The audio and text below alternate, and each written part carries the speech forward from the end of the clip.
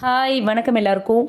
இன்றைக்கி யூனிவர்ஸ் உங்களுக்கு கொடுக்குற லவ் மெசேஜ் என்ன, உங்கள் லவ் ரிலேஷன்ஷிப்பில் உங்களுக்கு என்ன தேவை, உங்கள் லவ் ரிலேஷன்ஷிப் எப்படி இருக்குது, யூனிவர்ஸ் என்ன சொல்கிறாங்கன்னு பார்க்கலாம். என்ன கார்டு வந்திருக்கு? 8 ஆஃப் பென்டிகல்ஸ் வந்திருக்கு. ஸோ இந்த கார்டு சொல்கிற மெசேஜ் என்ன அப்படின்னா, உங்கள் லவ் ரிலேஷன்ஷிப்பில் ஹார்ட் ஒர்க் அண்ட் எஃபர்ட் தேவை அப்படிங்கிறது தான் இந்த கார்டு மூலயமா யூனிவர்ஸ் சொல்கிற மெசேஜாக இருக்குது. உங்கள் ரிலேஷன்ஷிப் வந்து ஸ்ட்ராங்காக இருக்கணும், ஸ்ட்ராங்காக க்ரோ ஆகணும் அப்படின்னா 2 பேருமே அதுக்கான டைம் கொடுக்கணும், ரொம்ப பேஷன்ஸ் இருக்கணும் உங்ககிட்ட, 2 பேருமே ரொம்ப டெடிக்கேட்டடாக இருக்கணும் அப்படின்னு சொல்கிறாங்க. உங்கள் பர்சன் வந்து உங்களை ரொம்ப சீரியஸாக லவ் பண்ணுறாங்க, அதில் எந்த டவுட்டுமே இல்லை. பட் அவங்க வந்து ரொம்ப ஸ்லோவாக இருக்காங்க. Slow and steady wins the race, அந்த மாதிரியான ஒரு மைண்ட் செட்டில் தான் உங்கள் பர்சன் இருக்காங்க. ஸோ உங்கள் ரிலேஷன்ஷிப்பை ஸ்ட்ராங்காக பில்ட் பண்ணணும், ஸ்டெடியாக பில்ட் பண்ணணும் அப்படிங்கிறது தான் உங்கள் பர்சனோட தாட்டாக இருக்குது. ஓகேங்களா?